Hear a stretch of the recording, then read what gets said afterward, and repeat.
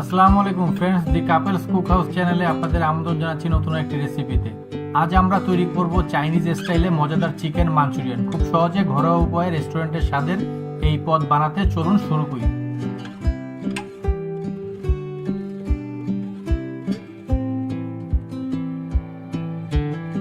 প্রথমে আমি চিকেন কেটে টুকরো টুকরো করে ধুয়ে নিয়েছি। এখন এখানে দিয়ে দিচ্ছি একটি ডিম। এবার আমি দিয়ে দিচ্ছি হালকা পরিমাণে লবণ। এখন দিয়ে দিচ্ছি গরম মশলার গুঁড়ো, খানিকটা সস দিয়ে দিচ্ছি। এবার দিলাম আদা বাটা আর রসুন বাটা। এবার আমি এখানে দিয়ে দিচ্ছি কর্নফ্লাওয়ার এবং সয়া সস। সয়া সস আপনারা যার যার পরিমাণ মতো দিবেন। দিয়ে তারপরে এখন আমি মশলাগুলো চিকেনের সাথে ভালোভাবে মেখে নিব। এখানে আপনারা সয়া সসটা হিসাব করে আপনারা লবণ দিবেন। যেহেতু সয়া সস লবণ থাকে, আপনাদের লবণ একদম কম দিলেই হবে। এখন আমি একটি প্যানে তেল ঢেলে নিলাম। তেলটা গরম হলে আমি একে একে চিকেনগুলো ছেড়ে দিয়ে ভেজে নিব। আমি এখন চিকেনগুলো একে একে ছেড়ে ভেজে নিচ্ছি। সবগুলো চিকেন একে একে আমি দিয়ে ভেজে নিব। একবারে সব চিকেন গরম তেলে ছাড়া যাবে না, তাহলে একটার সাথে একটা ভালোভাবে লেগে যাবে, আঠালো হয়ে যাবে, যেহেতু এখানে আমার কর্নফ্লাওয়ার দেওয়া আছে। এখন আমি আস্তে আস্তে এগুলো ভেজে নিব। আমি এগুলা সবগুলো 50% ভেজে নিব, পুরোপুরি ভাজবো না লাল করে, হালকা 50% ভাজা হলে উঠে নিব। আমার 50% ভাজা হয়ে গিয়েছে, এখন আমি এটা উঠে নিচ্ছি। এখন আমি একটা প্যানে আবার কিছু পরিমাণ তেল দিয়ে গরম করে নিচ্ছি। এখন এখানে দিয়ে দিলাম আমি কাঁচামরিচের টুকরো, কুচি করে রেখেছিলাম আমি লম্বা লম্বা করে।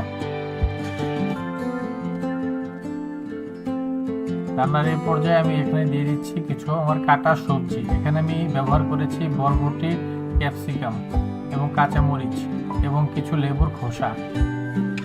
একবার এখানে আমি সস অ্যাড করে দিচ্ছি।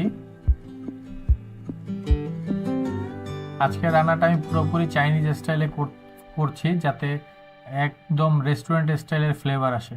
এবার আমি দিয়ে দিচ্ছি সয়া সস এবং আদা বাটা, রসুন বাটা। এখন আমি এটা ভালোভাবে নেড়ে চেড়ে মিশিয়ে নিব।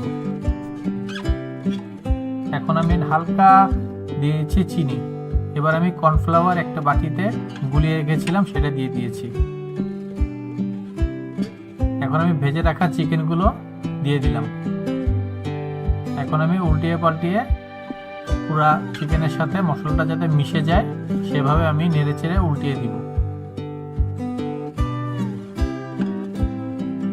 অনবরত নাড়তে থাকতে হবে, না হলে এটা লেগে যাবে, যেহেতু এখানে কর্নফ্লাওয়ার দেওয়া আছে। বারবার নাড়তে থাকতে হবে।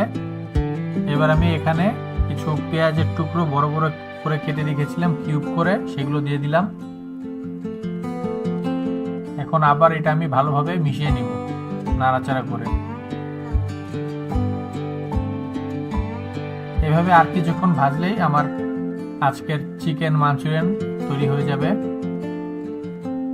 এখন আমি আরেকটু হালকা সস এবং সয়া সস দিয়ে দিচ্ছি। এখন ভালোভাবে আমি নেড়ে চেড়ে নিব।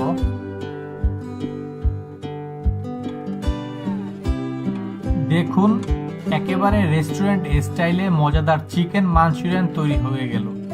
ভাত, নুডলস বা ফ্রাইড রাইসের সঙ্গে পরিবেশন করুন।